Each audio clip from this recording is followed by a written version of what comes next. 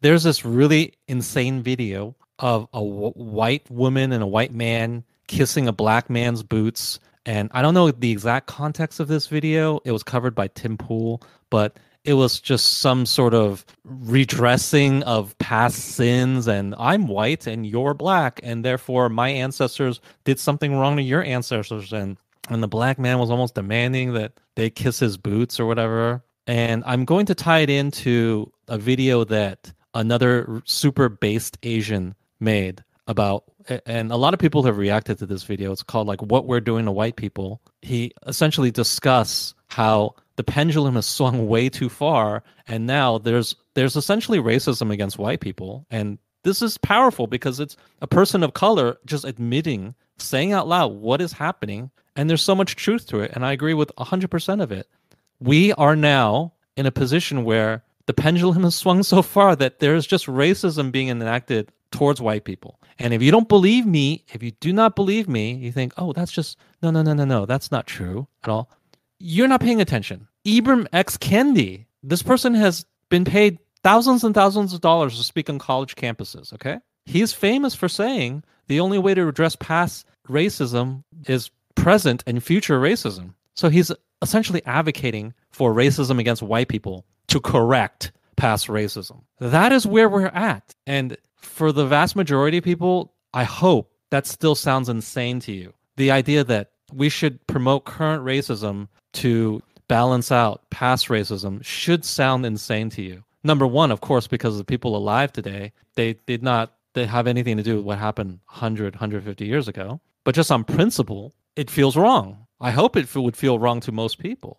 But you see, not only in the words of respected intellectuals like Ibram X. Kendi, but you also see in videos like this where this philosophy is in full effect. They want white people to suffer for the sins of their fathers. And that's wrong. Hey, everybody's ancestors did something, okay? If you go back far enough, all of our ancestors were guilty of really bad shit. I'm very confident in saying that.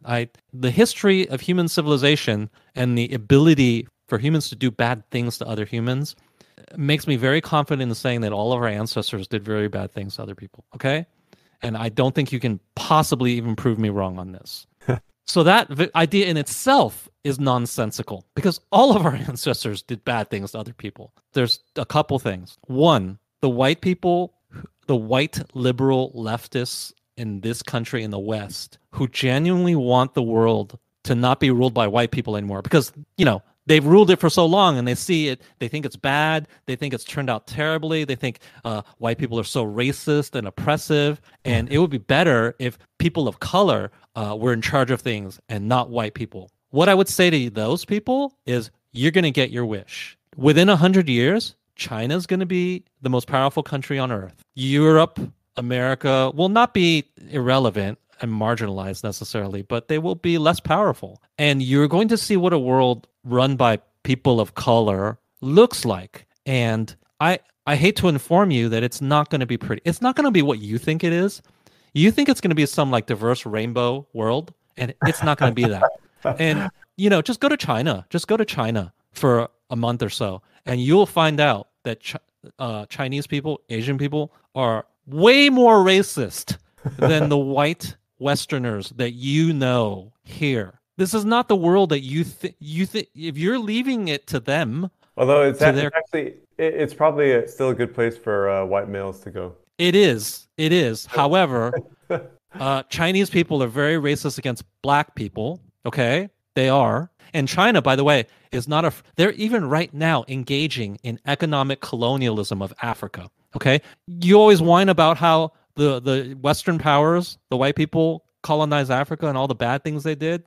Well, let's just see what China does with it in the next 100 years, okay? Let's just see.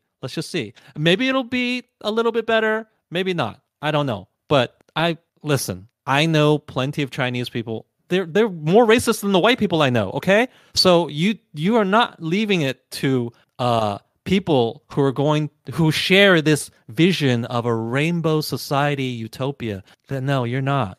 But you're going to get your wish. Okay, for the people for the white Westerners who truly believe in this future, You're going to get your wish, and it's not going to be what you think it is. It's not going to be pretty. However, that's not all of the people who do the, who espouse the leftist woke beliefs. Some I believe they're phonies. They're white Westerners who espouse these beliefs, but they want to maintain control though. They think that's what keeps them in power. These boot kissers, they're not in that category though, right? No, these are true believers. They think the world would be better if people who are non-white ran the world. And if you think that's the case, I just refer you to the people currently in China who are racist as fuck. Just look at the way they treat black people, okay? And I refer you to the last time Asians were really, really powerful in this world. When was that? There was a really famous person attached with this era where Asians were really powerful. Oh, his name was Genghis Khan. Do we remember that guy, Genghis Khan, as some enlightened, generous ruler? Is that how we remember him? No, that's not how we remember him. We remember him as a despot. We remember him as a person who was capable of massacring other people. So humans are humans. If you think that leaving it to people of color is going to be any better than the way white people ran it for the past several hundred years, you're fooling yourself. It's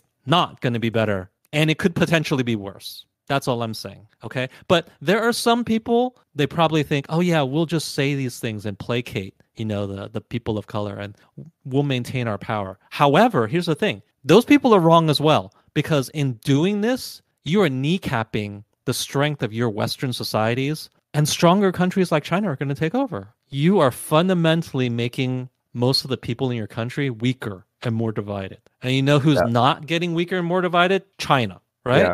Are you like, I'm thinking of that thing I sent you earlier about my friend basically choosing his kid basically choosing to go to China to study.